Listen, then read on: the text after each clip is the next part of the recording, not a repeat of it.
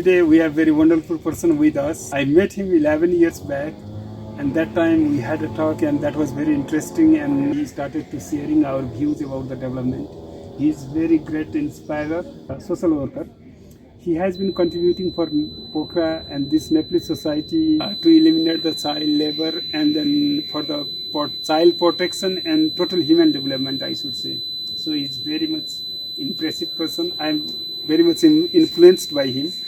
Apart from the social service, he started social enterprises. That means he has started the business. He's dedicated to contribute the profit for the social service. So that is very unique concept. I think very few people are doing this kind of business in Nepal. So he is Mr. Douglus. So welcome to this conversation. Namaste. How are you? I'm well, thank you very much. Did I say right? Yeah. In the background? Yes, absolutely. By heart, I'm a social worker. I came here in 1994. In Nepal in February 1994 with the idea to just do 1 year of social work as an English teacher, as a development aid worker, as a child psychologist, and see what happened. Wow. 27 years later, I'm still here. What made you to stop here? I think many things. What kept me here? I think, to be honest, several factors. The country is beautiful. Okay. The people are amazing. Wow. The culture is one of the most diverse cultures in the world. Wow. There are very few countries that have so many languages, so many different cultures, so many different ethnic groups. And on top of that, I think the thing that really touched my heart was the hospitality of the people. The people are very hospitable, and they also need support, but they need support from the heart. They're very proud people. Nepalese people are very proud. They don't want to have really handouts. They want to have sustainable approaches to improve their lives. And Ramchandra, they say, it is not good to give a man a fish. It is important to teach the man how to fish. I would like to take that concept one step further and to say, why don't we teach the man how to make the fishing rod? Because I think that is what Nepalese people are so good about. They're very hardworking, and when we teach them a new way, they capture it, and they can improve it, and they can make their lives very successful. Yes. And I think that is another reason what kept me here in Nepal. It's been a pleasure to work with Nepalese people. So you have gone through so many social work, and what is the best things that you found during your social work in Nepal? I would say the best thing that I found is collaborating with people. When I was working in the village side for many years, it was a pure pleasure to work with the people because they're not lazy people. They work hard. If you work in many African countries, I've worked there before as well, they're not hard-working people generally. They want to be given, the project. They don't want to work and do the project themselves. Nepalese people is easy to collaborate with. They want to do the work themselves. They want to be proud owners of it. We just have to work together to show some new techniques. So what is your experience working with the government of Nepal and then government agencies? With everything in every country in the world, there's positives and there's negatives. And with the government here, it's no different. Definitely, the Nepal government has been told by many foreign agencies, by Nepalese people themselves, Hamro Sarkar ekdam khatam cha. Hamro Sarkar धेरै corruption ma चाहिँ खान्छ, धेरै पैसा खान्छ, आफ्नो पकेटमा चाहिँ धेरै पैसा हाल्छ. I would say, look, it's a little bit different. Of course, when a person comes into power and they have an opportunity to improve their life, of course they will take that opportunity. Whether you call that corruption, whether you call it opportunists, every person likes to try to do that. But on the other hand, the Nepalese people can also be, including the government, can also be very easy to work with. They're quite flexible, because there are very few rules. They're only starting to enforce rules. When I came here 27 years ago, there were rules, but nobody enforced the law, right? So it was very easy to work here, yeah? So it means very easy to break the law or something Well, like that? I wouldn't say break the law, to bend the rules. Okay. There's a very big difference. Breaking the law is negative. Bending the rules to your favor is flexibility. So I think the Nepalese government and even their officials, they did not mind looking at the loopholes that the law did not cover. And that also makes this country a very easy place to work. Of course, the negative side is that work sometimes is very slow because people want to get some benefit. And when you are like me, I don't pay under the table, then your work slows down. And when your work slows down, you can get into problems. Whether it is the visa expiry, whether it is all sorts of problems. So did you have that kind of experience? Of course. Okay. How did you solve it? Perseverance. Pure perseverance is sticking by my guns and not giving in and not paying under the table and saying, you can ask me what you want, because indirectly you are asking me. You are not asking me, but indirectly you are asking me. But then the pressure of the people will come to you. And that's what I did, is I used the pressure of the people to say, Douglus visa mazay, dina potsa notrule zay, oude visa tsau zay, afno des mazay for hina porio, usko afno des forkuko boyo, पछि त्यसपछि हाम्रो विकास हुँदैन हाम्रो गाउँमा. So I helped use the pressure of the people to convince the officials to do my work with them. And that did? Usually it worked, not always. Okay. Douglas, you have introduced the social entrepreneurship in Nepal. That is very much praiseworthy and very much appreciable things. So can you tell us what is social enterprises? A social enterprise is something which is some form of business which is not in the interest to benefit financially by the person who is implementing it, who is called the social entrepreneur.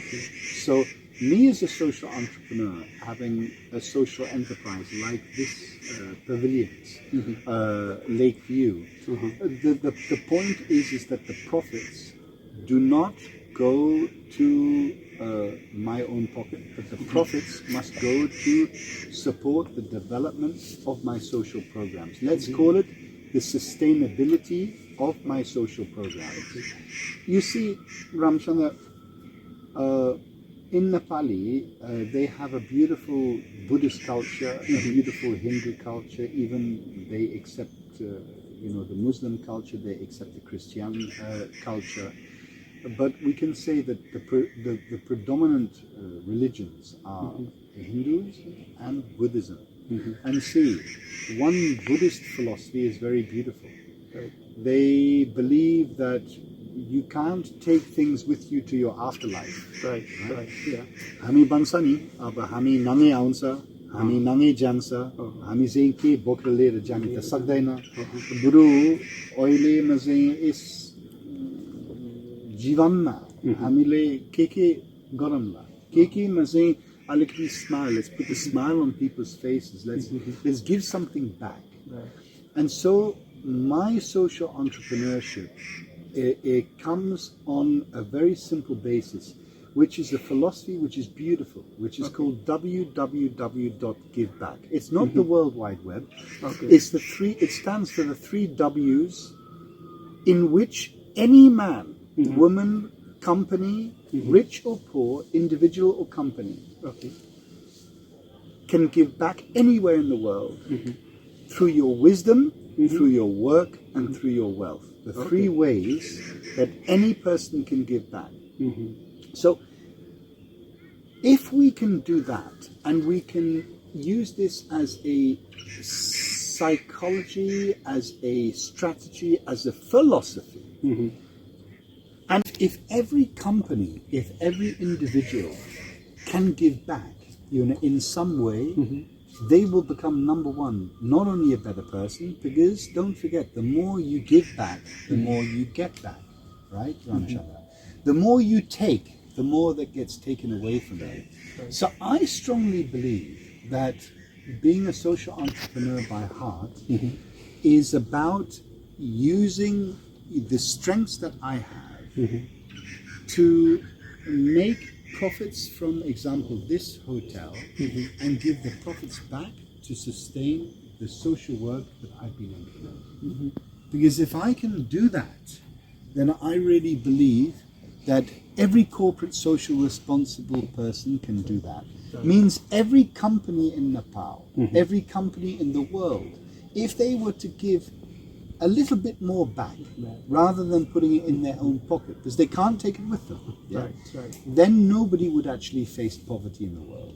Right. That is very good concept. So Douglas, can you little bit highlight on your hotel? You have one very nice hotel, nice resort, I should say. You are running here, and then you have 2 resorts. So both are dedicated for the social contribution. So what sort of social program you are doing? Okay. So actually, if we're looking at this, we have here 8 luxury tents, and in the other resort, this is called Pavilion Himalayasy Lake view, because you have the fjord lake beautiful here. lake, Himaaya. And then on the other side of the hill of Pumdikot, and we go down from Pumdikot down to Fusikola, Chisapanigaon, we have the Pavilion Himalaya farm. And answering your question, what we do, the concept is, for and foremost, to first of all support the local community, whether that be through work, whether that be through providing opportunities for them to become small social entrepreneurs. We call SMEs, small micro enterprises, to help them stimulate that, but also for the profits of these 2 hotels to support very needy support to people lifting themselves up. For example, we have a vocational training school called the FAB Hospitality School. Is that in Pumdi? It's in Pumdi, yeah. It's in just on the other side of this hill, and it's a very good hospitality vocational training school, and it trains young people between the age of 16 to 24 to become housekeepers, chefs, waiters, bartenders, laundry experts, front of office staffing of hotels, of restaurants, or even social businesses. And the idea is that we, through our foundation, Right for Children, is supporting those young people to get new opportunities. And those young people, they come from the street background, from trafficking background, domestic servants and slavery background. So the idea really is that the hotels support the FAB school by providing with the profits that we make, scholarships for those people to study there. So that's one of the projects. Till now, how many students were graduated from that? So till now, I think recently, of course, COVID set us back a bit, but if I'm not wrong, we had 346 already. Yeah, yeah. Okay. Apart from that, any other initiatives you are doing? Yeah, we do. So we work a lot with you were talking about my government relationships. So I work very closely with the government, especially Ministry of Education and Ministry of Women and Children and Social Welfare. So we work together trying to create something called CFS schools, child-friendly schools. They are primary, secondary and secondary high schools. At the moment, we have been supporting 56 schools with the government, so quite a lot in this whole district, but also some other districts in Tanao. We've also worked in Shangja. We've also previously, with my other organization, we've worked in Gorkha, Solokhumbu, Rupandey, Kapilvastu, doing Sisu Saha Swasta Kendra, daycare health centers. So we have several initiatives going on. And that's actually also my passion, to be very frank with you. Okay, Douglas, can you tell us a little bit about your hotel? What are the specialities of your hotel? Okay, so in very simple terms, we want to create a back to nature experience for our guests, whether they be Nepali, local, whether they be from the region, India, China, or whether they be further afield, international guests. We want to give them a feeling of the real beauty of nature and how to embrace nature, how to get close to nature, back to nature experience. What I think a lot of hotels make a big mistake is they think that a beautiful room is what the guests want. That's not true. The room is important, that's why our rooms are good, but more than the room, they want the experience. Right. And one of the things that the experience that we can say not many countries in the world can beat Nepal is hospitality. The Nepalese people, they have hospitality in their blood, naturally. They naturally have a beautiful smile. They naturally want to care. So if we add that ingredient with the beautiful nature, with the sounds of the birds that you were just hearing, with the amazing Himalaya in front of you, if you want to then, I would say, add to that we want to give back, as a hotel. If we then add to that, we want to give the pure environmental experience. And that is probably, of all the things we do, our USP.